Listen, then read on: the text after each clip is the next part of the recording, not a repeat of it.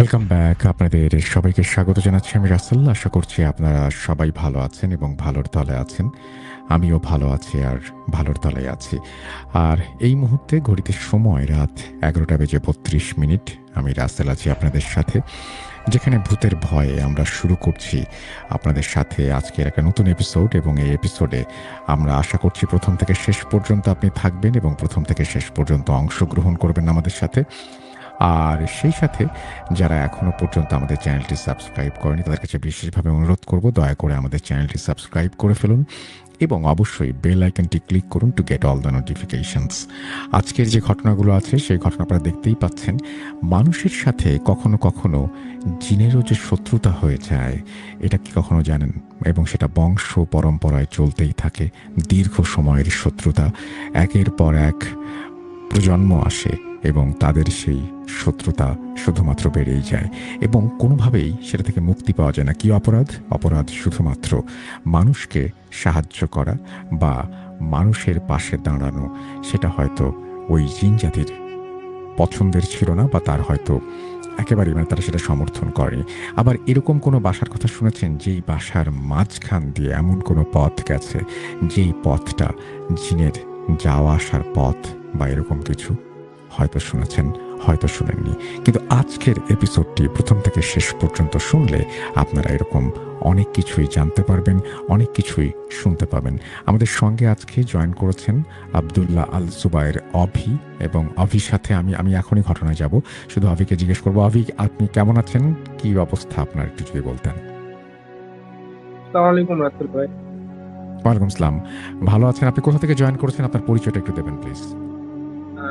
আমি রাজশাহী থেকে আছি।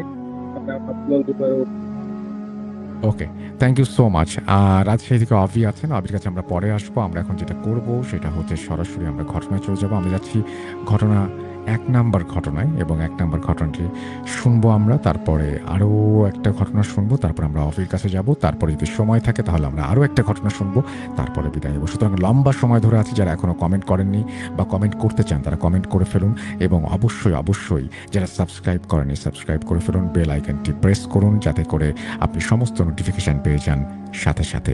চলুন প্রথম ঘটনায় যাওয়া যাক।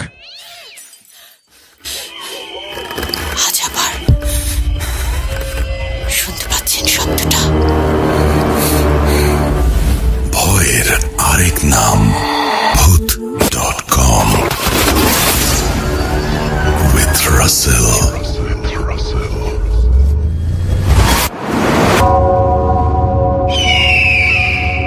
Welcome back. আশা করছি আপনারা সবাই ভালো আছেন, ভালোর দলে আছেন। আমিও ভালো আছি আর ভালোর দলে আছি। যেভাবে লেখা আছে আমি সেভাবেই পড়ে শোনাচ্ছি। আসসালামু আলাইকুম রাসেল ভাই। ভালোর দলে থাকা মানুষটি অবশ্যই ভালো থাকবে, তাই আর জিজ্ঞেস করলাম না কেমন আছেন। আমি পায়েল।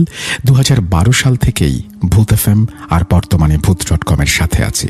বলতে পারেন আসক্ত। 12 সালে ক্লাস 5-এ পড়তাম। একেবারে ছোট থেকেই ভূত প্রেত জিনের গল্প শুনতে প্রচণ্ড ভালোবাসতাম। সবার কাছে বায়না ধরতাম ভূতের গল্প শোনানোর জন্য। পরবর্তীতে আমার কাজিন বলল, হ্যাঁ তো গল্প বলতে পারবো না, তোমার ক্যাটাগরির একটা শো আছে ভূত এফএম, প্রতি শুক্রবার রাত 11:59 হয়। ভূতের গল্পগুলো ওখানেই শুনে নিও। বেশ, আমি তো মহা খুশি। খুলনার মেয়ে আমি।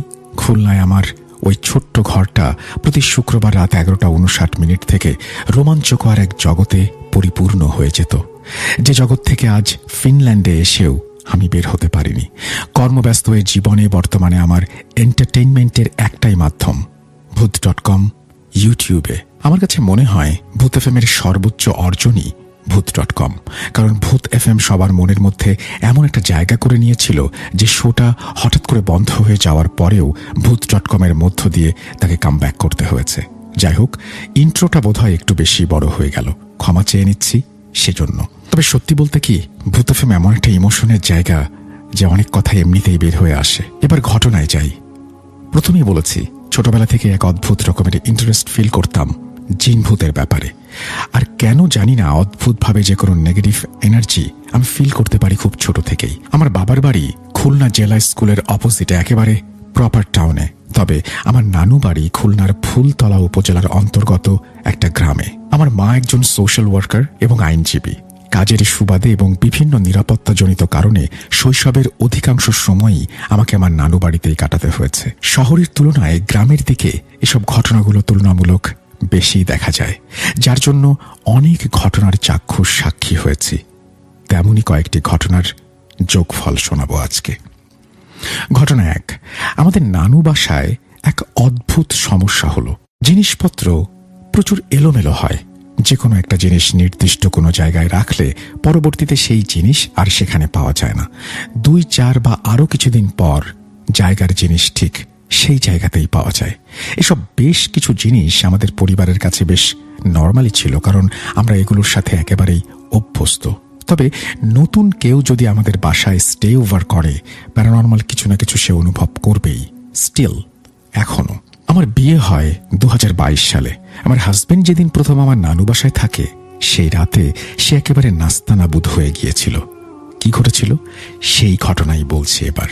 আমার নানু বাসা 2 তলা বিশিষ্ট, অনেকগুলো রুম নিয়ে বিশাল বড় একটা বাড়ি। জয়েন্ট ফ্যামিলি আমাদের। নিচতলায় আমার নানুমণির রুমে এসি ছিল। গরমের সময় হওয়াতে আমি আর আমার হাজবেন্ড সেই ঘরেই ঘুমোতে যাই। স্বাভাবিকভাবেই কিছুক্ষণ গল্পগুজব করতে করতে আমি ঘুমিয়ে পড়ি। বাকি ঘটনা আমার হাজবেন্ডের পয়েন্ট অফ ভিউ থেকে বলছি। গল্প করার এক পর্যায়ে চোখটা একেবারেই লেগে গেল।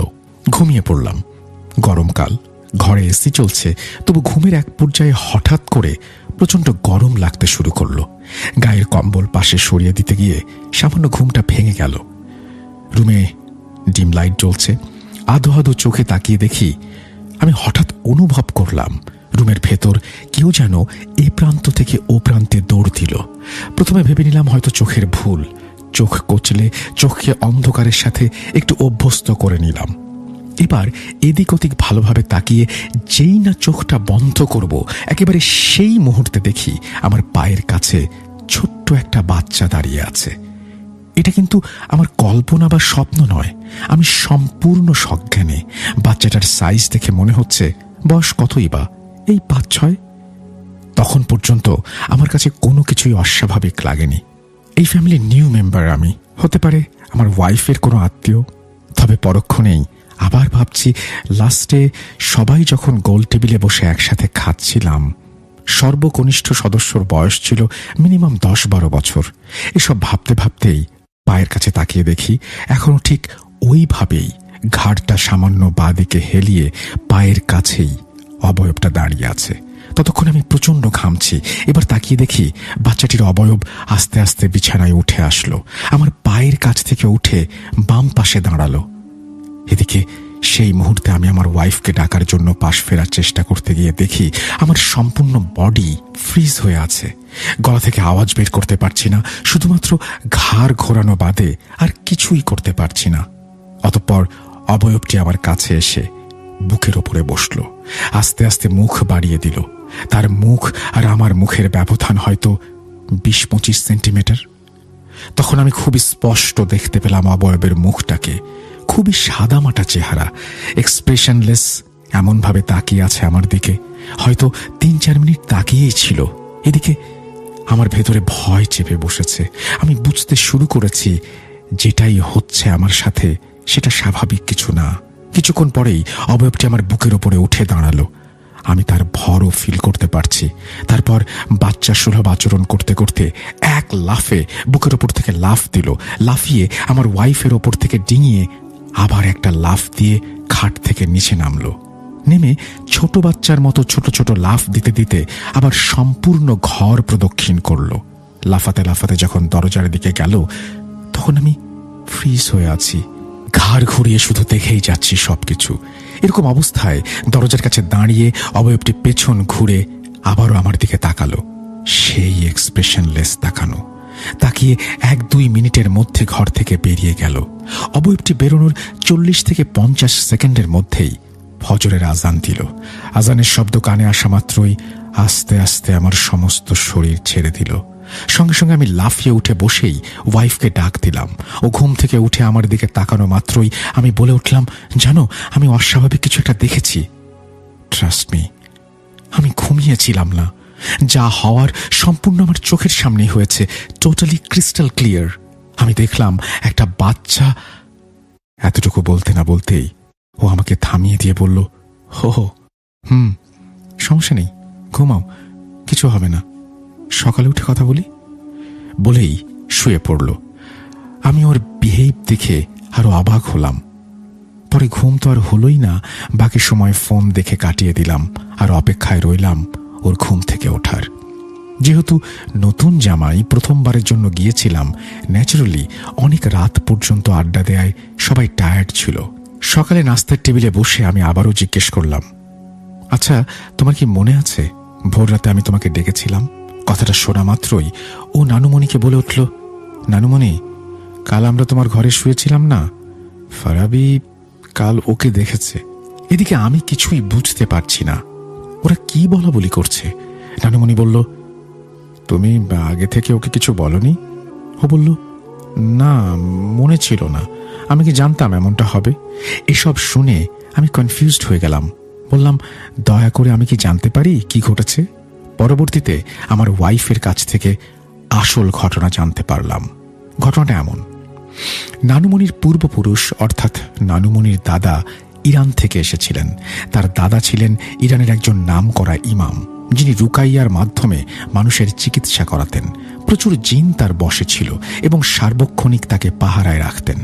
প্রচলিত আছে, বংশে এমন কেউ থাকলে, অর্থাৎ যদি আধ্যাত্মিক কোনো শক্তি থাকত, তাহলে মৃত্যুর আগে সেই ক্ষমতা যে কোনো বংশধরকে সে দিয়ে যেত। ঠিক তেমনি উনি সেই ক্ষমতা নানুমণির দাদাকে দিয়ে গিয়েছিলেন এবং বলেছিলেন, আমি সবার উপকার করতে করতে নিজের বড্ড ক্ষতি করে ফেলেছি। আমি খালি হাতে কাউকে ফেরাতে পারি না।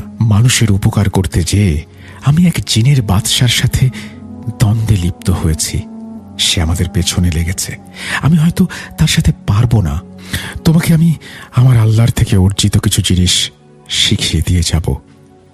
শেখা শেষ হলে এদেশ থেকে তুমি অনেক দূরে চলে যাবে, যেখানে গিয়ে মানুষের খেদমত করবে। মূলত এই কারণেই তিনি ইরান থেকে একা হেঁটে হেঁটে বাংলাদেশে আসেন। তখন অবশ্য এটা বাংলাদেশ ছিল না। যাই হোক, এখানে এসেও উনিও ইমামতি শুরু করেন এবং তার দাদার মতন তিনিও এখানে রুকাইয়ার মাধ্যমে চিকিৎসা করতেন সবার। এখানেই বিয়ে করেন। পরবর্তীতে বংশ বড় হয় এবং সম্পূর্ণ জ্ঞান না হলেও আমার নানুমণিকে কিছুটা শিখিয়ে দিয়ে যান। পরবর্তীতে তার মৃত্যুও স্বাভাবিক ছিল না। জনগণের সমস্যার সমাধান করতে গিয়ে তাঁরও জিনদের সাথে শত্রুতা হয়ে যায় এবং পরবর্তীতে তাঁরও অস্বাভাবিক মৃত্যু হয়। এবার বাকি ঘটনা আমিই বলছি। ঘটনার শুরুতেই বলেছিলাম, নানু বাসায় প্রচুর জিনিসপত্র এলোমেলো হয়। এর কারণ হলো, নানুমণির যেই ঘরটায় আমরা শুয়েছিলাম সেই রুমটার একটা বিশেষত্ব আছে। নানু বাসার বাড়ির পজিশনটা একটু খুলে বলি। আমার নানু বাসার যে পাঁচিল, তার পাশে একটা পুকুর, আর পুকুরের ওপারেই রেল লাইন। পুকুর পাড়ে রাস্তার পাশে একটা বটগাছ আছে। মোট কথা, রেল লাইন ক্রস করে বটগাছ, পুকুর, নানু বাসা। আর নানু বাসা থেকে 3টা বাড়ি পরেই খুলনার বিখ্যাত একটি মসজিদ, এতিমখানা এবং মাদ্রাসা। নাম বললেই খুলনার সবাই চিনবে, তবে গোপন রাখলাম। আমরা সবাই হয়তো কম বেশি জানি, এতিমখানায় শুধু মানুষই শিক্ষা গ্রহণ করে না, জিনরাও মানুষ বেশে এসে শিক্ষা গ্রহণ করে চলে যায়। মসজিদে সবার মাঝে এসে নামাজও পড়ে। এই জন্যই প্রতিটি এতিমখানায় কিন্তু ছাত্রদের শেখানো হয় স্বাভাবিক মানুষ কিভাবে নামাজ আদায় করে এবং জিনেরা কিভাবে নামাজ আদায় করে। এটা শেখানোর একটাই কারণ, ছাত্ররা দীর্ঘদিন মসজিদের কোয়ার্টার বা এতিমখানায় থাকে। তারা যেন অস্বাভাবিক কিছু দেখে ভয় না পায়, সে বিষয়ে আগে থেকেই সতর্ক করে দেয়া হয়। ওই মসজিদ এবং এতিমখানায় এমন প্রচুর ঘটনা আছে। মাঝে মধ্যেই জামায়াতে নামাজ বা এতিমখানায় জিনের উপস্থিতি দেখা যায়। এখন ওই এতিমখানা আর পুকুরের পাশের বটগাছটার মাঝ বরাবর একটা লাইন যদি আমরা টানি, তাহলে নানু বাসার যে রুমটায় আমরা ঘুমিয়েছিলাম, ওই রুমটা ঠিক সেই লাইনে পড়ে যাবে। এর প্রথমেই আমি বলেছিলাম, যদি ওই লাইন অনুযায়ী হিসেব করি, তবে বটগাছটার পরে প্রথম বাসাটাই আমাদের। জিন ইনসান দুইটা জাতিকেই আল্লাহ পাক বানিয়েছেন, ডিফারেন্স একটা জায়গাতেই। জিন জাতি আমাদের দেখতে পায়, কিন্তু আমরা ওদের দেখতে পাই না। কিছু দুষ্ট জিন বাদে বাকিরা কিন্তু আমাদের ক্ষতি করে না। একমাত্র তাদের পথে বাধা দিলেই তারা ক্ষতি করে। যাই হোক, যেহেতু আমরা ওই জাতিকে দেখতে পাই না, সো ন্যাচারালি আমরা না চাইতেও মাঝে মধ্যে তাদের পথে বাধা দিয়ে ফেলি। ওই সমান্তরাল লাইন দিয়েই তারা মসজিদে যাতায়াত করে, এবং যেহেতু আমরা ওই ঘরে থাকি, তাই মাঝে মধ্যে মনের অজান্তেই হয়তো তারা বাধাগ্রস্ত হয়। ওই লাইনটি টোটালি ওপেন পোর্টাল হয়ে গিয়েছে, যার জন্য ওই ঘরটায় সার্বক্ষণিক জিনের যাতায়াতে লেগেই থাকে। আর যেহেতু আমরা দেখতে পাই না তাদের, সো বাধাপ্রাপ্ত হলে আমাদের বাসার জিনিস হারানোর মতো ছোটখাটো ক্ষতি করতে থাকে। আর এবার আসি সেই ছোট্ট বাচ্চাটার কথায়। সেও একজন জিন, তবে খারাপ জিন নয়। আল্লাহর রহমতে বাকি খারাপ জিনদের হাত থেকে সম্পূর্ণ বাড়িটাকে রক্ষা করে সে। ওই যে বলেছিলাম, নানুমণি তার দাদার কাছ থেকে সামান্য কিছু জ্ঞান পেয়েছিলেন, এটা তার ফল। তার দাদা তাকে রক্ষা করার জন্য এই জিনটাকে নানুমণির সঙ্গে রেখে দিয়েছিলেন। বারবার বলেও গিয়েছিলেন, কারো প্রয়োজনে তুমি তোমার জ্ঞান প্রয়োগ করবে না, করলে তোমাকেও হয়তো তারা শেষ করে দেবে। যার জন্য নানুমণি অনেক জানা সত্ত্বেও কোনোদিন সেগুলো প্রয়োগ করেননি। আর ওই বাচ্চা জিন দিনের পর দিন ওই লাইনের আশেপাশে গার্ড দিয়ে দাঁড়িয়ে থাকে, বাকি জিনদের উৎপাত করতে দেয় না। হতে পারে ওই রাতেও সে তার দায়িত্ব পালন করছিল। ভুল ত্রুটি ক্ষমা করবেন, বিদেশের ব্যস্ততম জীবনের মধ্যে লিখব করে লেখা হয়ে ওঠে না। আজ লিখেই ফেললাম, হয়তো গুছিয়ে লিখতে পারলাম না, বানান ভুলও থাকতে পারে, ক্ষমা সুন্দর দৃষ্টিতে দেখার অনুরোধ রইল। জানতে ইচ্ছে করছে সমান্তরাল লাইন সম্পর্কে কিভাবে জানলাম আমরা? সে আর এক বিশাল কাহিনী। ঘটনাটা যদি সিলেক্টেড হয়, তবে অবশ্যই অনুপ্রাণিত হয়ে বাকি ঘটনাগুলো লিখে পাঠাবো। অসংখ্য সত্য ভয়ঙ্কর ঘটনা রয়েছে আমার কাছে। আজকের মতো এখানেই শেষ করছি। ঘটনাটা যদি সিলেক্টেড হয়, তাহলে অবশ্যই জানানোর অনুরোধ রইল। কাজী রুকসা ফারহিন পায়েল, তারপরে তিনি তার অ্যাড্রেস দিয়েছেন। থ্যাংক ইউ সো মাচ আপনার ঘটনা পাঠানোর জন্য। আশা করছি আপনারা এই ঘটনাটি যারা শুনলেন তাদেরও ভালো লেগেছে। যদি এতটুকু আনন্দ দিতে পারি, আমরা ধন্য মনে করব নিজেদের। এবং যদি এই ঘটনাটি ভালো লাগে, তাহলে অবশ্যই এই ঘটনাটিতে লাইক দিন, কমেন্ট করুন এবং শেয়ার করুন আপনার পছন্দের মানুষদের সাথে। আমরা চলে যাব আমাদের পরবর্তী ঘটনায়।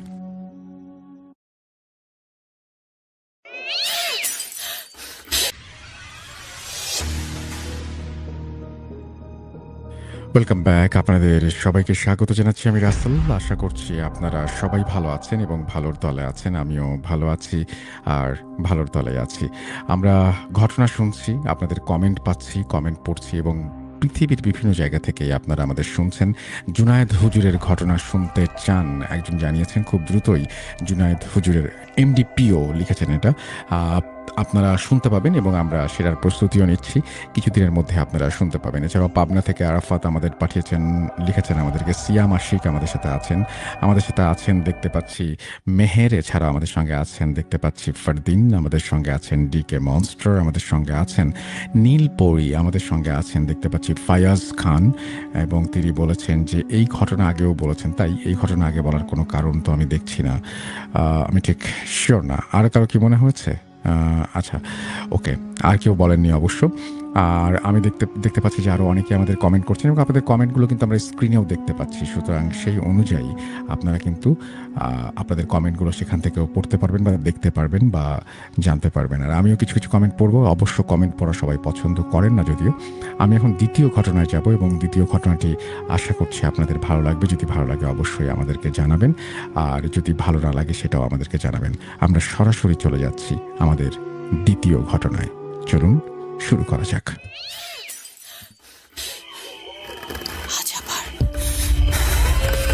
শুনতে পাচ্ছেন শব্দটা? ভয়ের আরেক নাম ভূত.com with Russell.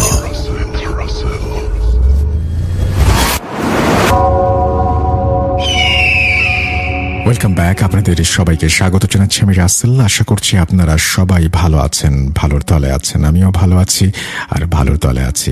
আরও একটা ঘটনায় যাব, যেভাবে লেখা আছে সেভাবেই পড়ে শোনাচ্ছি। তবে তার আগে বিশেষভাবে অনুরোধ করব, যারা আমাদের শুনছেন অনুগ্রহ করে আমাদের চ্যানেলটি সাবস্ক্রাইব করবেন এবং অবশ্যই বেল আইকনটি ক্লিক করতে ভুলবেন না। আমরা চলে যাব আমাদের পরবর্তী ঘটনায়। আসসালামু আলাইকুম রাসেল ভাই, আমি মোহাম্মদ মেহেদি হাসান ফিরে এলাম আমার দ্বিতীয় ঘটনা নিয়ে। আশা করছি ভালো আছেন। ভূত.com সকল শ্রোতাকে জানাই আন্তরিক ভালোবাসা। আমার পাঠানো প্রথম ঘটনা টুঙ্গিপাড়ার কুশুলি গ্রামে যেটা আমার এক দাদার সাথে ঘটেছিল সেটা পড়ে শোনানোর জন্য আমি আপনার কাছে কৃতজ্ঞ। এরপরে তিনি তার ফোন নাম্বার শেয়ার করেছেন। তারপরে তিনি আবারও বলতে শুরু করেছেন। আমি সরাসরি ঘটনায় চলে যাচ্ছি। আমি গাজীপুরে বাংলাদেশের একটি স্বনামধন্য গ্রুপের আরএমজি সেক্টরের warehouse and supply chain management ডিপার্টমেন্টের একজন এক্সিকিউটিভ হিসেবে কর্মরত আছি। সাধারণত গাজীপুরের শ্রীপুর এরিয়ায় যে গার্মেন্টস ফ্যাক্টরিগুলো আছে সেগুলো অনেক বড় এবং গ্রিন প্রজেক্ট হিসেবে গড়ে তোলা হয়েছে। এখন আমি যে ঘটনাটি শেয়ার করব সেটা আমার সাথে শেয়ার করেছেন আমারই একজন সহকর্মী। তার নাম আবু রায়হান। তার পূর্বের কর্মস্থলে একজন লোডারের সাথে ওয়্যার হাউসের ভেতরে এই ঘটনাটি ঘটে। যারা গার্মেন্টস সম্পর্কে জানেন তারা হয়তো বুঝবেন যে ওয়্যার হাউস কি। আসলে ওয়্যার হাউস হচ্ছে মূলত স্টোর, যেখানে ফেব্রিক অ্যাক্সেসরিজ রিসিভ এবং ডেলিভারি করা হয়। তো রায়হান ভাই পূর্বে যে গ্রুপে কর্মরত ছিলেন সেটাও বাংলাদেশের অন্যতম পরিচিত একটি প্রতিষ্ঠান। সঙ্গত কারণে আমি সেটার নাম বলতে পারবো না। ওনাদের ওয়্যার হাউসটি ছিল 4 তলা ভবন সমান উঁচু, 1 তলা ভবন বাট উঁচু 4 তলা সমান, আর র্যাকগুলো 4 তলা বিশিষ্ট। প্রথম ও দ্বিতীয় তলা র্যাকে ফেব্রিক, তৃতীয় তলায় অ্যাক্সেসরিজ আর চতুর্থ তলার র্যাকে কার্টন রাখা হতো।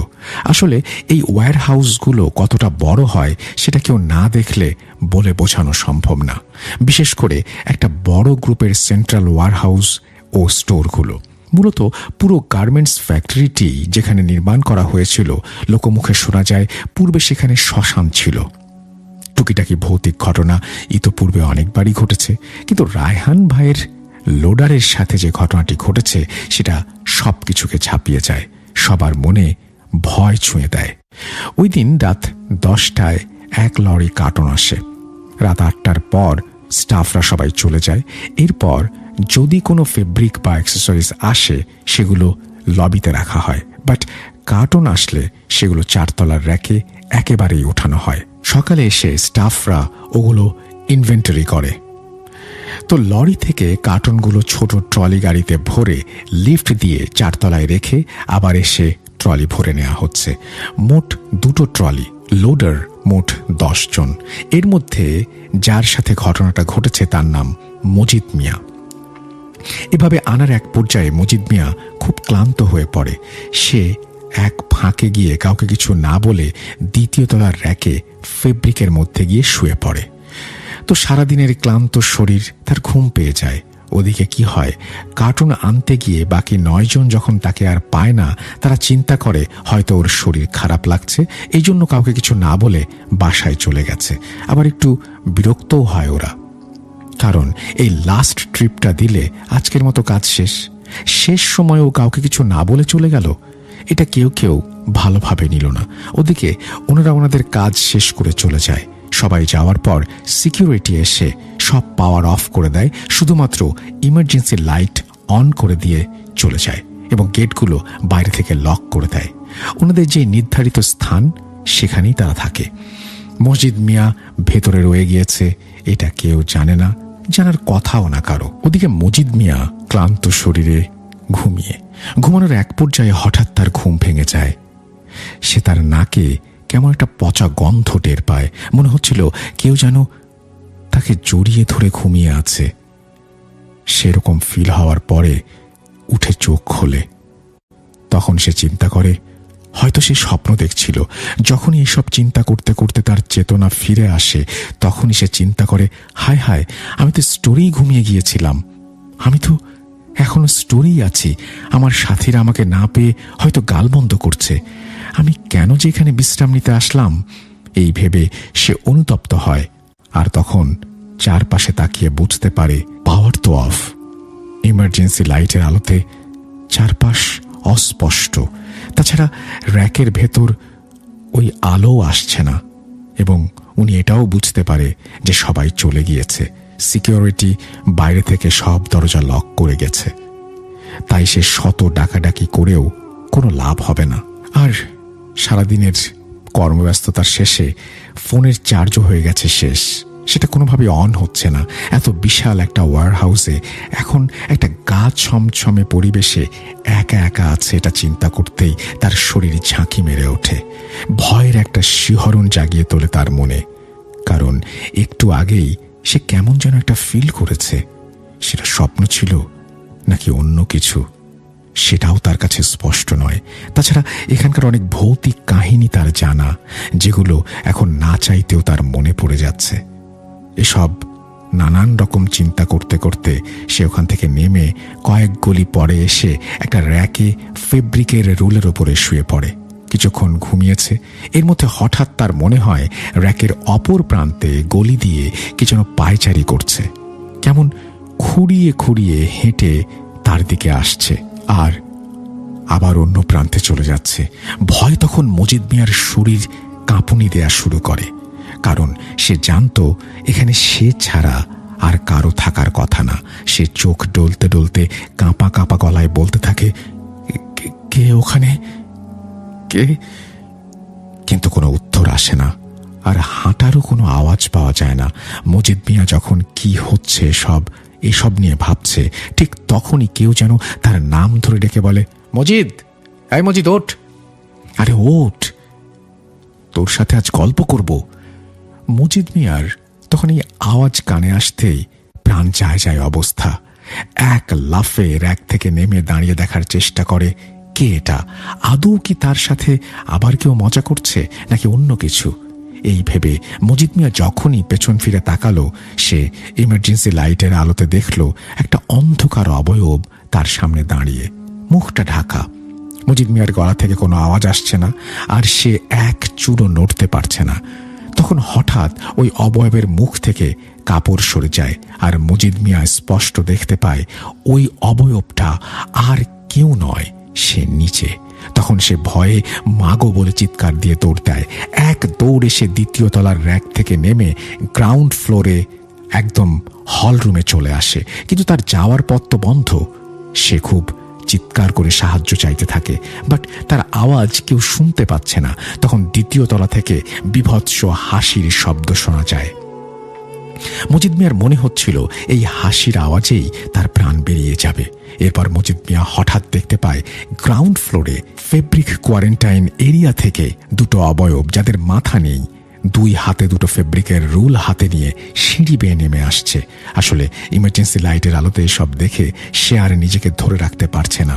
সে তখন গ্রাউন্ড ফ্লোরের অন্য পাশের দরজার দিকে দৌড় দেয়, এই আশায় যে ওই দরজা হয়তো খুলতে পারে। কিন্তু র্যাকের ভেতর অন্ধকারে দৌড়াতে গিয়ে সে কিছু একটার সাথে বেশ জোরে ধাক্কা খায় এবং সেখানে কিছুক্ষণ সেন্সলেস অবস্থায় থাকে। হঠাৎ আবার যখন তার জ্ঞান ফেরে, তখন সে নিজেকে আবিষ্কার করে একটা খোলা মাঠে। সে তো ছিল স্টোর রুমে, কিন্তু এই মুহূর্তে খোলা মাঠে সে কিভাবে এলো? কিন্তু এত কিছু ভাবার এখন সময় নেই, তাকে বাঁচতে হবে। সে উঠে দৌড়াতে থাকে, কিন্তু সে কোথায় যাচ্ছে, কি হচ্ছে কিছুই বুঝতে পারে না। এভাবে কিছুক্ষণ দৌড়ানোর পরে সে এমন এক জায়গায় এসে পৌঁছায় যেখানে সে দেখতে পায় কাঠ দিয়ে চিতা জ্বালানো হচ্ছে, লাশ পোড়ানো হচ্ছে। লাশ পোড়ানোর গন্ধে তার দম বেরিয়ে আসছে, আর যারা এই লাশগুলো পোড়াচ্ছে তারা আর কেউ নয়, সে নিজেই। সবাই দেখতে তার মতো, মুখমণ্ডল পোড়া, চোখগুলো বড় বড়। চিতা থেকে একটা হাত অচম্বিতে বেরিয়ে আসে। এসব দেখে সে আর নিতে পারে না, সেন্সলেস হয়ে লুটিয়ে পড়ে। সকালে সকলের ডাকাডাকি আর মুখে পানি মারার ছিটায় মজিদ মিয়ার জ্ঞান ফেরে। এক রাতেই তার অবস্থা দেখে আর এভাবে পড়ে থাকতে দেখে সবাই বুঝতে পারল মজিদ মিয়ার সাথে কিছু একটা হয়েছে। তার চোখ মুখে ভয়ের প্রতিচ্ছবি। সে মুখ দিয়ে কোনো কথাই বলতে পারছে না। তাকে তার বাড়িতে নিয়ে আসা হয়। সিনিয়র কলিগরা তাকে পরিষ্কার জানিয়ে দেয়, যা হয়েছে এগুলো নিয়ে কারোর সাথে আলোচনা করবে না। সবাই বুঝতে পারছিল খারাপ একটা কিছু ঘটেছে তার সাথে, কিন্তু এটা তো কাজের জায়গা, তাই জনমনে আতঙ্ক তৈরি না করে ওটাকে চাপা দিয়ে রাখতে হবে। আর মজিদ মিয়াকেও ওই দিনের পরে অফিসে আসতে নিষেধ করে দেয়া হয়। জানি না কতটুকু গুছিয়ে লিখতে পেরেছি, বাট সত্য বলতে এই রোজা থেকে অনেক কষ্ট করে লিখলাম, আশা করব সকলের ভালো লেগেছে। বুঝতেই পারছেন রমজানের সময় এই ঘটনাটি পাঠিয়েছিলেন তিনি। আশা করছি আপনাদের ভালো লাগলো। যদি ভালো লাগে অবশ্যই আমাদের জানাবেন, ভালো না লাগলেও আমাদেরকে জানাবেন। আমরা চলে যাব আমাদের পরবর্তী ঘটনায়।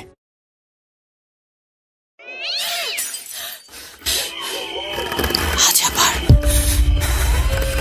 শুনতে পাচ্ছেন শব্দটা?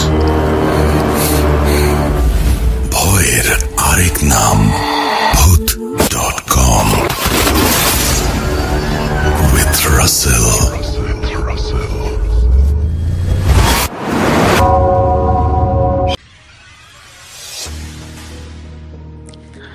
Welcome back. আপনাদের সবাইকে স্বাগত জানাচ্ছি আমি রাসেল। আশা করছি আপনারা সবাই ভালো আছেন, ভালোর দলে আছেন। আমাদের সঙ্গে ছিলেন আজকে যে গেস্ট, তার সেখানে ইলেকট্রিসিটির একটু ঝামেলা হয়েছে, সুতরাং আমরা আমাদের তৃতীয় ঘটনাতেও এখনই চলে যাব।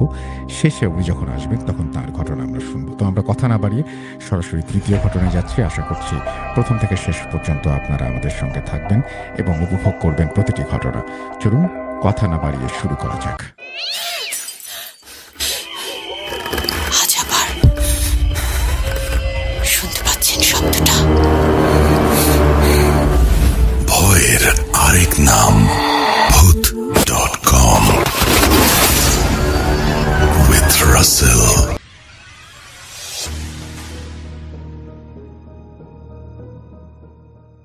Welcome back. আমাদের গেস্ট চলে এসছেন, যে যদিও তার ওখানে ইলেকট্রিসিটি নাই, সুতরাং তিনি আবার হারিয়ে যাবার আগে আমি ভাবলাম যে তার ঘটনাটা শুনেই তারপরে আমরা আপনার পরের ঘটনায় যাই।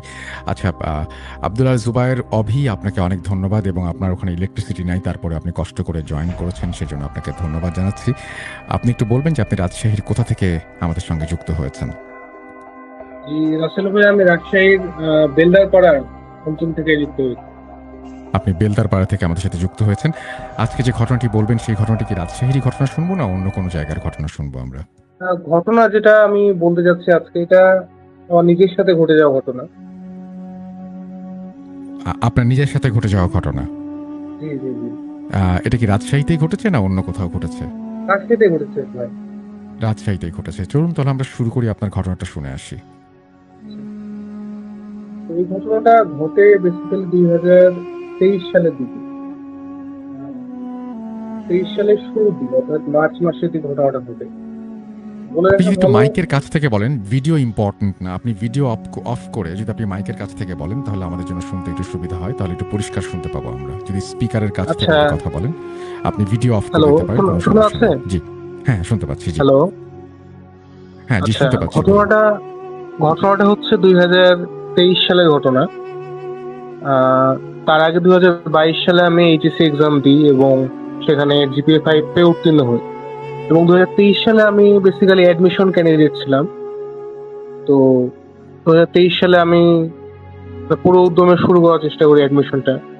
তো আমি তো জানতাম না যে আমার কপালে আসলে এত খারাপ একটা সময় লেখা আছে। তো শুরুর দিকে সবকিছু ঠিকই ছিল মোটামুটি। তো আমার সাথে একটা অদ্ভুত ঘটনা হওয়া শুরু হয় হঠাৎ করে।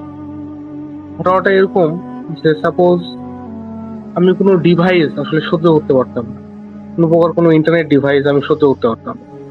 ধরেন আমাদের বাসাতে একটা স্মার্ট টিভি আছে, তো সেই স্মার্ট টিভিতে ওয়াইফাই কানেক্টেড করা। তো দূরে একটা ঘরে স্মার্ট টিভিতে কেউ কিছু দেখছে, আমি দূর থেকে আমি অন্য রুমে যখন থাকতাম, অন্য রুমে পড়তেছি, আমার দেখা যেত আমার ব্রেনে প্রচন্ড পরিমাণে যন্ত্রণা বা ব্যথা অনুভূত হতো। তো এই যন্ত্রণার কারণে আমি কখনো ফোকাস করতে পারতাম না পড়াশোনাতে। এছাড়াও আমার যে আচার আচরণ সেগুলো আসলে খুব রেকলেস হয়ে ওঠে। আমি বাসাতে ঝগড়া করতাম, বাসার ওয়াইফাই লাইন ভেঙে দিতাম। এবং ইভেন রাজশাহীতে আমাদের নিজস্ব বাসা, বাট আমি বাসাতে থাকতে পারতাম না। আমি সবসময় মেসে চলে যেতাম বা বাইরে বিভিন্ন জায়গাতে চলে যেতাম। এভাবে অনেক টাকাও আমাদের নষ্ট হয়েছে বাসাতে। তো এরকম চলতে যাচ্ছিল এবং আমি কোনোভাবেই পড়াশোনাতে কনসেন্ট্রেট করতে পারতাম না। আমি যখনই পড়তে বসতাম তখনই আমার ব্রেনে একটা দুর্বিষহ ব্যথা চলে আসতো এবং যন্ত্রণা অনুভূত হতো অনেক। এবং তখনকার এইসব কথাবার্তা আমি আমার আম্মুকে বললাম যে আসলে এরকম আমার সমস্যা হচ্ছে, আহ এখন কি করা যেতে পারে। আম্মু বললো হয়তো বা এটা মানসিক সমস্যা হতে পারে, তুই ডাক্তার দেখা। তো আমি ডাক্তারের কাছে গেলাম, ডাক্তারকে খুলে বললাম যে এরকম আমার সমস্যা হচ্ছে, আমি কোনো ডিভাইস বা কোনো ইন্টারনেট ডিভাইস এগুলো সহ্য করতে পারছি না। ইভেন আমার পাশের রুমে সাপোজ আমার আব্বু ফোন ইউজ করছে, তার পাশের রুমে আমি বসে আছি এবং আমি পাশের রুম থেকে আমার ব্যথা যন্ত্রণা অনুভব করছি ব্রেনে। এরকম একটা সমস্যা আমার হয়ে যায়। তো তারপর আমি ডাক্তারকে এসব বলি। ডাক্তারও আসলে ঠিকভাবে কিওর দিতে পারে না। তারাও অবাক হয়ে যায় যে এরকম ঘটনাটা কখনো আমি শুনিনি। এটা কিওর কি হতে পারে? তারাও আসলে কোনো কিছু প্রেসক্রাইব করতে পারে না আমাকে। ওষুধ দেয়, বাট সেই ওষুধগুলো খাওয়ার পর আমার কোনো প্রকার কোনো বেটারমেন্ট আসে না বা কোনো উন্নতি আসে না। সেই যন্ত্রণা ব্যথা নিয়ে আমাকে থাকতে হয় এবং কি যে অসহ্য যন্ত্রণা ছিল রাসেল ভাই, এটা আমি বলে প্রকাশ করতে পারবো। ব্রেনে চরম প্রকারের ব্যথা উঠে যেত। তো আল্লাহর কাছে আমি দোয়া করতে থাকি যে আল্লাহ যেন আমাকে কোনোভাবে সারিয়ে উঠা তৌফিক দান করে এই ব্যথা থেকে, যন্ত্রণা থেকে। এই জন্য আমি তাহাজ্জুদের নামাজ যে আল্লাহর কাছে কাটতাম যে আল্লাহ আমাকে পরিত্রাণ দাও। যখনকার কোনোভাবেই আমি পরিত্রাণ পাচ্ছিলাম না আসলে, যে কি করে আমি এই ব্যথা থেকে কিওর করতে পারি, তখন আমি আমার আম্মুকে বললাম যে দেখো, যে অন্য কোনো অ্যাঙ্গেলে হয়তো বা থাকতে পারে, মেবি এটা জাদু টোনা বা এরকম কিছু একটা হইতে পারে, কিন্তু আমার পরিচিত কোনো হুজুর বা কবিরাজ থাকলে একটু দেখাও আমাকে। তো তার কিছু দিন পর আম্মু আমাকে একটা কবিরাজের কাছে নিয়ে যায়। তো তিনি আসলে, তার কাছে 3টা জিন থাকতো। ওই কবিরাজটার কাছে 3টা জিন থাকতো।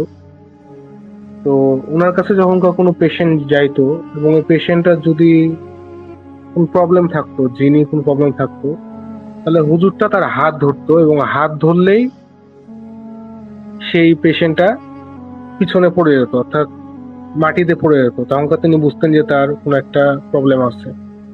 তা আমি যখন ওখানে গেলাম, তখনকার আমার এভাবে উনি হাত ধরলেন এবং আকস্মিক ভাবে আমিও আমার সেন্সলেস অবস্থায় মেঝেতে পড়ে গেলাম। তখন হুজুর বললো, দেখেছেন আপনার ছেলের সাথে কত খারাপ কাজ করে রাখা হয়েছে। যে হুজুর বললো যে তোমার নামটা আমাকে তুমি বলো এবং পরের দিন সকালে তুমি আমাকে ফোন দিও। ফোন দিয়ে তোমার কি সমস্যা হয়েছে আমি সেটা বলবো তোমাকে। আমি বরাবর মতো আমার নামটা বলে দিলাম এবং পরের দিন সকালে তাকে কল দিলাম যে আসলে আমার সাথে কি সমস্যা হয়েছে। তো হুজুর বলল যে তোমার সাথে জিন আছে, তোমাকে আসলে সবচেয়ে খারাপ যে কাজটা কুফরি, সেই কুফরিটা করা হয়েছে এবং তোমার সাথে 4টা জিন লাগিয়ে দেওয়া হয়েছে, যার জন্য তোমার আচার আচরণে এরকম রেকলেস ভাব দেখা যাচ্ছে। এছাড়া বলা হয় যে পুরো ফ্যামিলির সাথেই কিছু একটা খারাপ করা হয়েছে। তখন আমরা জিজ্ঞেস করলাম যে আসলে কে এই কাজটা করতে পারে। তখন হুজুর বললো যে হুজুররা তো আসলে কবিরাজ ডাইরেক্ট বলে না যে আসলে কে এমনটা করেছে, কিন্তু তারা হিন্ট দিল যে আপনার অতি কাছের কেউ এবং আপনার বাসারই কেউ এই কাজটা করেছে। তখন আমরা বুঝতে পারলাম আসলে কে এই কাজটা করছে, সেটা আমি উল্লেখ করতে চাচ্ছি না। তো হুজুর বললো যে আচ্ছা ঠিক আছে, তোমার এই সমস্যাটা দূর করতে আমি পারবো, আমাকে একটা পাঠা লাগবে, সে পাঠার রক্ত দিয়ে আমি কিছু একটা করব, করার পরে আমি আসলে তোমার এটা কিওর করতে পারবো। আমরা যথারীতি পাঠার রক্ত ওনাকে দিলাম। তিনি সে রক্ত দিয়ে একটা কাগজে কিছু একটা করলেন, আঁকাআঁকি করলেন বা কিছু একটা করলেন, করার পর বললো যে এই জিনিসটা তুমি তোমার রুমে, তুমি তোমার বাসাতে লাগিয়ে রাখবা, তাহলে তোমার যে সমস্যাটা এটা ধীরে ধীরে ধীরে ধীরে কিওর হয়ে যাবে। তা আমি তাই করলাম, আমি আমার বাসাতে আসলে ওই জিনিসটা লাগিয়ে রাখলাম, তিনি যেটা করে দিয়েছিলেন। আকস্মিক ভাবে ধীরে ধীরে আমার যে সমস্যাটা হতো, অর্থাৎ আমার যে ব্রেনে প্রচন্ড পরিমাণে যন্ত্রণা অনুভব হতো পড়াশোনা করার সময় বা যে কোনো কাজ করার সময়, দেখলাম সেই ব্যথাটা ধীরে ধীরে ধীরে ধীরে কিওর হতে শুরু করলো। মোটামুটি ভাবে 1, 2, 3 সপ্তাহের মধ্যে আমার সেই ব্যথাটা দূর হয়ে গেল এবং আমি আসলে এই দুর্বিষহ যে যন্ত্রণা, সেটা থেকে পরিত্রাণ পেলাম। কিন্তু ইন বিটুইন, যেহেতু আমি পড়াশোনা ঠিকভাবে করতে পারিনি এই ব্যথার কারণে, তাছাড়া আমার অ্যাডমিশনের রেজাল্টটা আসলে বাজে আসতো, সফল কাম আসলে হতে পারলাম। তারপর আমি ভাবলাম যে দেখি সেকেন্ড টাইম অ্যাডমিশন দিই। হয়তোবা এই সেকেন্ড টাইম অ্যাডমিশনে আমি সুস্থ থাকতে পারি, হয়তো আমার সাথে ব্ল্যাক ম্যাজিক বা এগুলো আর হবে না। কিন্তু আমার সেই ধারণাটা আসলে ভুল ছিল, আমার সাথে আবারও ব্ল্যাক ম্যাজিকের ঘটনা ঘটে। বলে রাখা ভালো, তখনকার হুজুর আমাকে বলেছিল যে তোমার সাথে একটা পরি জিনও আছে। এটা এক সময় তোমার কাছে এসেছিল, যেহেতু তোমার রাশি যেহেতু হালকা, তুমি যেহেতু তুলা রাশি, এর জন্য তোমার কাছে একটা পরি জিন চলে এসেছিল। সেই পরি জিন তোমার কাছে মোটামুটি 2-2.5 বছর থাকছে, এবং সে পরি জিন তোমাকে ডিস্টার্ব করতে পারে। তিনি হুজুর কবিরাজটা আমাকে এই কথাটা বলেছিল। এজন্য তুমি আমাকে বলেছিল যে এজন্য তুমি কখনো একাকী থাকবে না, মানুষের মাঝে থাকবো, তাহলে তোমাকে ওই পরিজনটা হ্যাম্পার করতে পারবে না। কিন্তু রাসেল ভাই, আমার পারিবারিক অবস্থাটা এমন ছিল যে আমি একা একা থাকতে পারতাম, মানে আপনার সবার সাথে থাকতে পারতাম না, আমাকে একা একা থাকতে হতো আমার স্টাডির জন্য। তখন তো আমাকে পরি বিভিন্নভাবে ডিস্টার্ব করতো আসলে। হঠাৎ করেই এই হঠাৎ করে এই পরিটা, মানে আমার যেই যৌন চাহিদা যেটা, সেটা হঠাৎ করে অত্যন্ত পরিমাণে বেড়ে যায় এই পরির কারণে, যার ফলে আমার বিভিন্ন রকম সমস্যা হতে শুরু করে। এবং অনেকদিন যাবত এই পরির সাথে আমি সাফার করি, এবং এই পরির কারণে আমার ব্রেনের পিছন সাইডে একটা ব্যথা হতো, এবং আমি তখনকার 4-5 দিন যাবত আসলে কোনো কাজ ঠিকভাবে করতে পারতাম না, আমার সেন্স মনে হতো। এইভাবে চলতে থাকলো বেশ কয়েকদিন। আমি আবারও একটা সমস্যার মধ্যে আসলে পড়ে গেলাম। আমি বেশ কয়েকবার আল্লাহর কাছে দোয়া চাইলাম যে আল্লাহ, তুমি আমাকে এই পরিত্রাণটা দাও, পরিজিন থেকে আমাকে তুমি পরিত্রাণ দাও। এবং এই ঘটনাটা, অর্থাৎ পরির সাথে যে ঘটনাটা আমার ঘটছিল, এই ঘটনাটা আমি আমার একটা ছোট ভাই, ওর নাম হচ্ছে লাবি, ওকে বলি যে আসলে যে দেখ, এই পরিজিনের কারণে যখন পরিজিনটা আসে তখন সে আমার সাথে মেলামেশা করার চেষ্টা করে, এবং একটা পর্যায়ে যে যখন সে এটা করতে পারে, তারপরে আমার আসলে ব্রেনে পিছন সাইডে বেশ যন্ত্রণা অনুভব মানে হয়, এই এবং সমস্ত আমি সমস্যা তো আপনার সঙ্গে হচ্ছিলই, কিন্তু আমি যেটা জানতে চাচ্ছি যে এখান থেকে আপনি বেরিয়ে আসলেন কিভাবে? হ্যাঁ, বেরিয়ে আসলাম কি করে সেটা বলছি। যার ফলে আমার পেছন সাইডে ব্যথা হতো, এবং আমি সেন্সহীন অবস্থা মানে সেন্সহীন অবস্থা আমার মনে হতো। তা আমি যখন আমার ছোট ভাইকে এটা বললাম, তখন সে বললো যে দেখো, আমার কাছে একটা কবিরাজের অ্যাড্রেস আছে, তিনি মহিলা কবিরাজ, তার কাছে তুমি যেতে পারো, তিনি অনেক ভালো একজন কবিরাজ, তুমি ঠিক করে দিতে পারে অনেককে। তো আমি তার সাথে করে গেলাম সে জায়গাতে। যাওয়ার পর, উনি মহিলা কবিরাজ বলে রাখি, যাওয়ার পর আমাকে দেখার পরই তিনি বললেন যে দেখি তোমার বাম হাতটা দাও তো। দিয়ে আমি আমার বাম হাতটা দিলাম। বাম হাতটা দেখার পর তিনি বললেন যে তোমার তো পরির সমস্যা আছে, অর্থাৎ তোমার তো একটু মাস্টার বেশনের সমস্যা আছে। আমি বললাম জি, এটা তো আমার আছে। সেটা তোমার পরির কারণে হয়, যখনকার পরি তোমার কাছে আসে তখন সে তোমার সাথে ইন্টিমেট হতে চায়, এবং তখনকার তোমার এই সমস্যাটা দেখা দেয়। তখন আমি বললাম যে তাহলে আপনি যে করে হোক এই পরিটাকে আমার কাছ থেকে দূর করে দেন। তখন নানি বললো যে আচ্ছা ঠিক আছে, সমস্যা নাই, আমি তোমাকে চালান দিয়ে দিবো, জিন চালান দিয়ে দিবো। হ্যাঁ, মানে কাটান, মানে জিন কাটান দিয়ে দিবো, তাহলে তোমার কাছে আর এই জিনিসটা থাকবে না। তখন নানি জিন কাটানটা দেন, এবং একটা পর্যায়ে এই জিন থেকে, অর্থাৎ পরি জিন থেকে আমি মুক্তি পাই, এবং তারপরে আর আমার সাথে তেমন প্যারানর্মাল কিছু ঘটেনি। বাট এটা যখন আমার সাথে ঘটলো তখন আমার লাইফে খুব ইম্পর্টেন্ট ফেজ চলছিল, যার জন্য এটা আমার ব্রেনে, মানে আমার মাথায় খুব দুর্বিষহ একটা স্মৃতি হয়ে আর কি আছে রাসেল ভাই। এটাই ছিল ঘটনা। বুঝতে পেরেছি। থ্যাংক ইউ সো মাচ আপনার ঘটনার জন্য, এবং আপনি অনেক কষ্ট করে অনেক ঝামেলার মধ্যে আজকে আমাদের সাথে যুক্ত হয়েছেন। সেজন্য আপনাকে অসংখ্য ধন্যবাদ। আপনি ভালো থাকবেন, এবং আশা ধন্যবাদ। করছি ভবিষ্যতেও আপনাকে আমরা আবারও পাবো। আপনি যদি আমাদের লিসেনারদের উদ্দেশ্যে কিছু বলতে চান শেষ মুহূর্তে, তাহলে বলতে পারেন। আমি এটাই বলবো রাসেল ভাই যে দেখেন, আমরা সবাই একসময় মারা যাব, এবং এই দুনিয়ার যে জীবনটা, এটা বড্ড ক্ষণস্থায়ী। এই জীবনে কারোর সাথে শত্রুতা, হিংসা বশত আমরা যেন কোনো পাপ কাজ না করে বসি, ব্ল্যাক ম্যাজিকের পথে আমরা যেন না যাই, আমরা যেন আল্লাহকে ভয় পাই, এবং মানুষকে যেন আমরা কষ্ট না দিই। এটাই আমি বলতে চাই রাসেল ভাই। Thank you so much.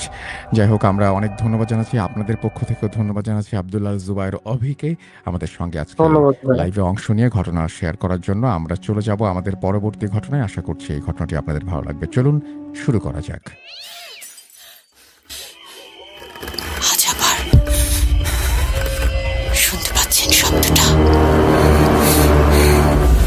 ভয়ের আরেক নাম ভূত.com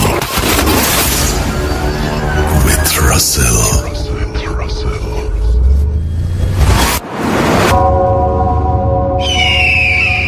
ওয়েলকাম ব্যাক। আপনাদের সবাইকে স্বাগত জানাচ্ছি আমি রাসেল। আশা করছি আপনারা সবাই ভালো আছেন এবং ভালোর দলে আছেন।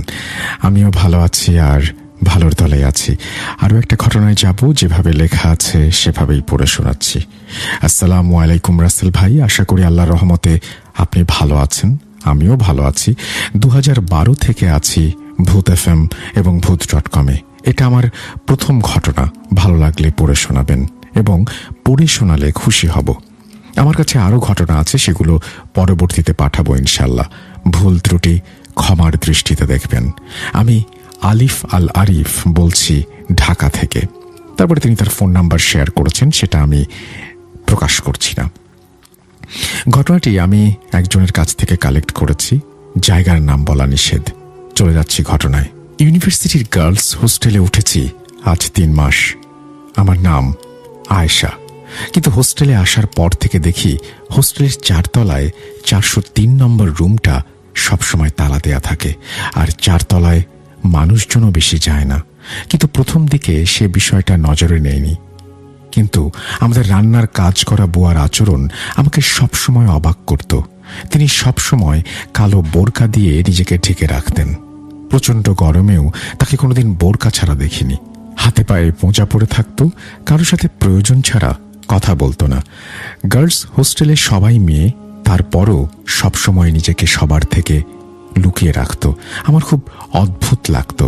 একদিন ইউনিভার্সিটি থেকে ফিরে বান্ধবীদের সাথে হোস্টেলে প্রবেশ করার সময় আমি বান্ধবীদের মজা করে বললাম, আমাদের রান্নার বুয়া কি পাগল নাকি? এই প্রচণ্ড গরমেও সবসময় বোরকা পরে থাকে, রান্নার সময়ও বোরকা খোলে না। এসব বলেই আমরা বান্ধবীরা সবাই হাসতে লাগলাম।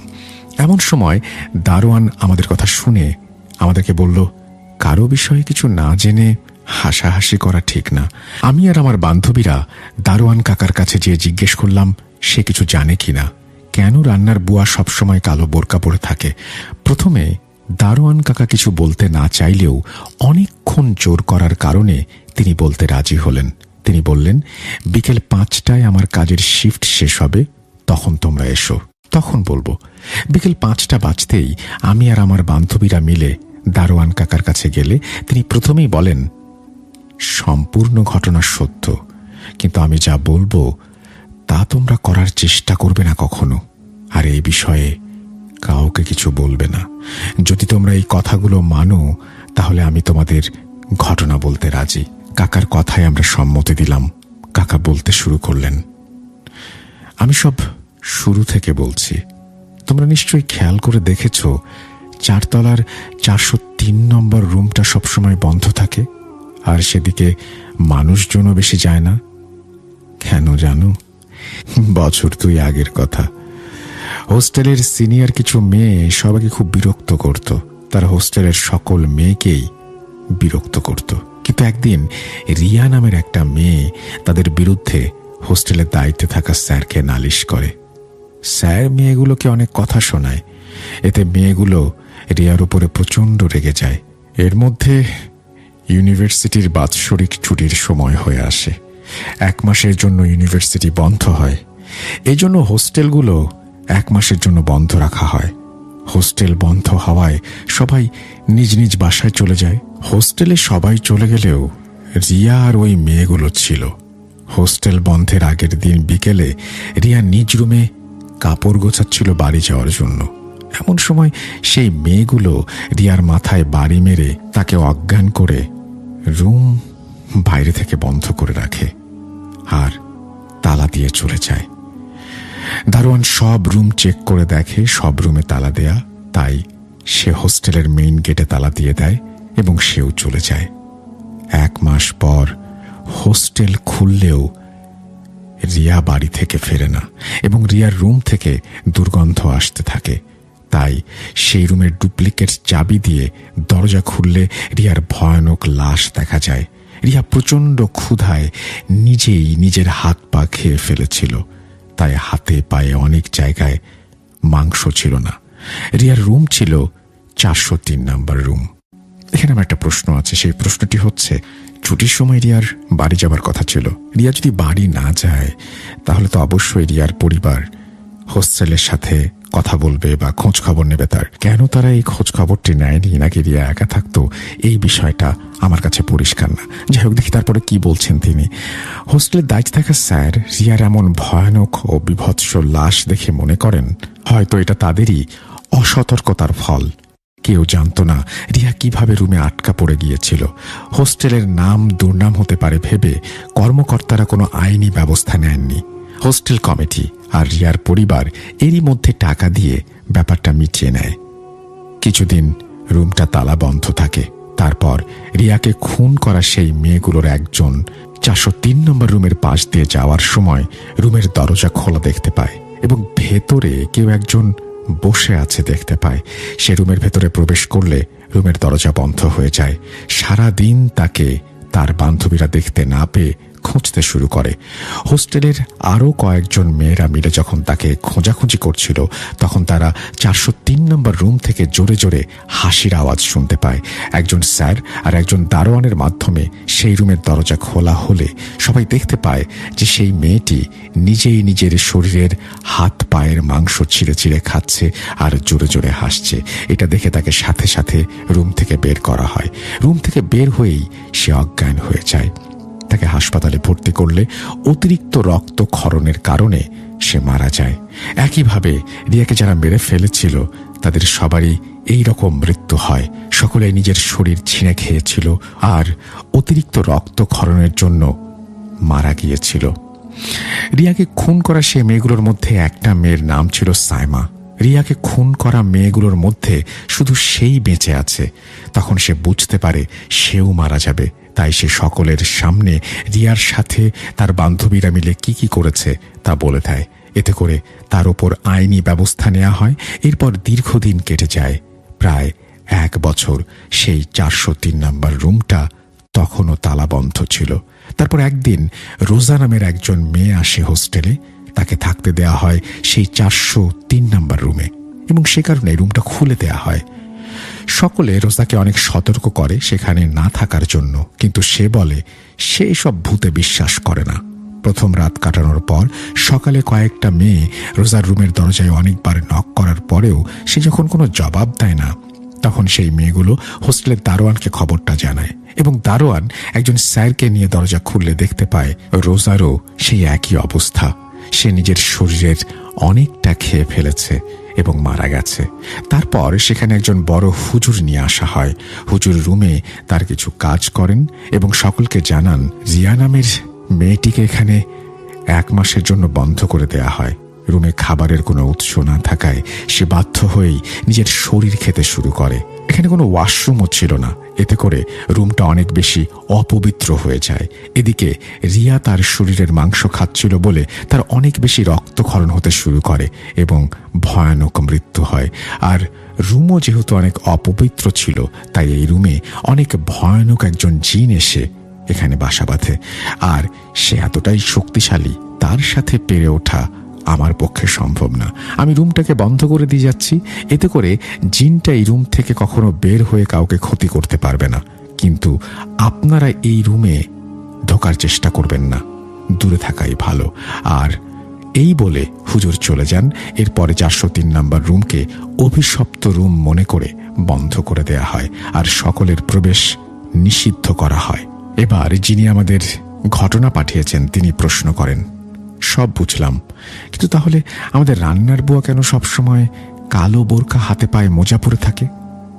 কাকা বললেন, বলছি আসলে তোমাদের রান্নার যে বুয়া সে আমার ভাগ্নি। আমরা শুনে অবাক হয়ে যাই। কাকা আবার বলতে শুরু করেন, আমি এখানে চাকরিতে এসেছি 1 বছর আগে। এরপর কিছু ঘটনা আমি নিজেও শুনেছি, বন্ধু বান্ধবের কাছ থেকেও শুনেছি, দেখেওছি। আমি এখানে দারোয়ানের চাকরি নেওয়ার কিছুদিন পর গ্রাম থেকে আমার ভাগ্নি আসে। তার একটা কাজের দরকার ছিল, তাই হোস্টেলের দায়িত্বে থাকা স্যারকে আমি অনুরোধ করি তার একটা কাজ নিয়ে দেই। তার কাজ ছিল হোস্টেলের রুম পরিষ্কার করা। কাজের প্রথম দিন তাকে স্যার সকল রুমের ডুপ্লিকেট চাবি দেয়, কিন্তু সেই 403 নম্বর রুমের চাবি দেয় না। সে যখন সকল রুম পরিষ্কার করে তখন সে দেখতে পায় স্যার 403 নম্বর রুমের চাবি তাকে দেয়নি। সেভাবে স্যার হয়তো ভুলে গেছে, তাই সে স্যারের কাছ থেকে সেই রুমের চাবি চায়, কিন্তু স্যার তাকে বলে 403 নম্বর রুম পরিষ্কার করতে হবে না। তাই আমার ভাগ্নি সেই রুম পরিষ্কার করে না। এর মধ্যে সে 403 নম্বর রুম সম্পর্কে কিছুই জানেনি, আর তাকে কেউ বলেওনি। একদিন ইউনিভার্সিটিতে অনেক বড় একটা অনুষ্ঠান ছিল। হোস্টেলের সকলে সেই অনুষ্ঠানে যায়। আমি হোস্টেলের মেইন গেটে ছিলাম। আমার ভাগ্নি হোস্টেলের সকল রুম পরিষ্কার করে। যখন 4 তলায় যায় তখন সে দেখতে পায় আজ 4 তলায় 403 নম্বর রুমের দরজা খোলা, আর সেখানে অনেক ধুলো জমেছে। তাই সে কিছু না ভেবেই সেই ধুলো পরিষ্কার করার জন্য রুমে প্রবেশ করে। দুপুর পার হয়ে বিকেল হয়ে যায়। আমার কাজের শিফট শেষ হয়ে যায় 5টায়। আমি বাড়ি চলে যাই। আমার ভাগ্নির ছুটি হয় 4টায়। আমি বাসায় ফিরে আমার ভাগ্নিকে না দেখে আমার স্ত্রীকে জিজ্ঞেস করি সে এখনো ফিরেছে কিনা। আমার স্ত্রী উত্তর দেয় না। আমি আরো কিছুক্ষণ অপেক্ষা করলাম। রাত বাজে 7টা, তখনও সে ফেরেনি। তখন আমি হোস্টেলে চলে গেলাম। অনেককে জিজ্ঞেস করলাম ভাগ্নির কথা, কিন্তু সবাই বলল তাকে দেখেনি। আমার কেন যেন মনে হলো আমি দৌড়ে একবার 403 নম্বর রুমটি দেখে আসি। গেলাম। ভেতর থেকে গোঙানির শব্দ আসছিল। সাথে সাথে হোস্টেলের দায়িত্বে থাকা স্যারের সহায়তায় দরজা খুলে আমি আমার ভাগ্নিকে দেখতে পাই। সে ভেতরে পড়ে আছে। সে তার হাতের অনেকটা খেয়ে ফেলেছে, আর মুখেরও অনেক অংশে মাংস নেই। আমি সাথে সাথে তাকে হসপিটালে ভর্তি করি। সে যাত্রায় সে বেঁচে যায়। সেই রাতটা যদি সে সেখানে থাকতো তাহলে মারাই যেত। সে সুস্থ হলে তাকে জিজ্ঞেস করেছিলাম সে কেন নিজের মাংস নিজেই খেয়ে ফেলেছিল। ভাগ্নি উত্তরে বলে, আমি সেই রুমে প্রবেশ করার পর দরজা একাই বন্ধ হয়ে যায়। তারপর আমার সামনে একটা ভয়ানক মানুষ এসে দাঁড়ায়। মানুষ বললে ভুল হবে, খুব ভয়ানক ছিল চেহারা। সে আস্তে আস্তে আমার কাছে আসে। তারপর আমার আর কিছু মনে নেই। কাকা আবার বলতে শুরু করলেন, সেদিন সে বেঁচে গেলেও তার হাত পা এবং মুখের অনেক অংশের মাংস না থাকায় সেই জায়গাগুলো দেখতে ভয়ানক হয়ে যায়। তাই সে সব সময় নিজেকে কালো বোরকা পরিয়ে রাখে, হাত পায়ে মোজা দিয়ে ঢেকে রাখে। এই ঘটনা শুনে আমি আমার বান্ধবী কয়েকজন রান্নার বুয়ার হাত আর মুখ দেখতে চাইলাম। দারোয়ান কাকা রাজি হলো। আমরা গেলাম তাকে দেখতে।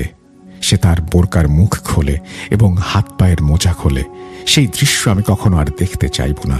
প্রচণ্ড ভয় পেয়ে গেলাম। আমার এক বান্ধবী তো অজ্ঞানী হয়ে গেল। দেখলাম রান্নার বুয়ার হাতের অনেকটা অংশের মাংস নেই, আর আঙুলের মাথায় কোনো নখ নেই। সে মুখের এক সাইডের মাংস যেন ছিঁড়ে নিয়েছে। আমি একটু আগে ভাবছিলাম যে মুখের মাংসটা কিভাবে সে খাবে বা কিভাবে মুখের মুখটা ক্ষতিগ্রস্ত হবে। এখন বুঝলাম যে হাত দিয়ে তো আসলে সেখান থেকে মাংস ছিঁড়ে নেওয়াই যায়। খুবই অদ্ভুত ব্যাপার। দারোয়ান কাকা আমাদেরকে বললেন, এবার বিশ্বাস হয়েছে তো, তোমরা কখনো 403 নাম্বার রুমের দিকে যাবে না, আর এসব বিষয়ে কারো সাথে কথা বলবে না।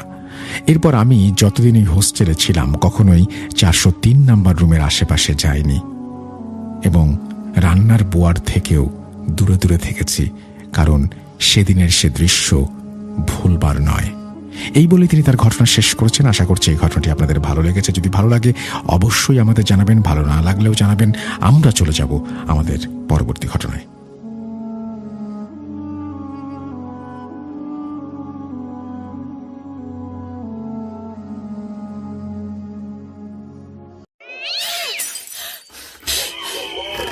আজ আবার শুনতে পাচ্ছেন শব্দটা? ভয়ের আরেক নাম ভূত.com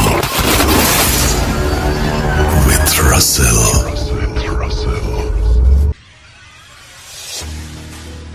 ওয়েলকাম ব্যাক।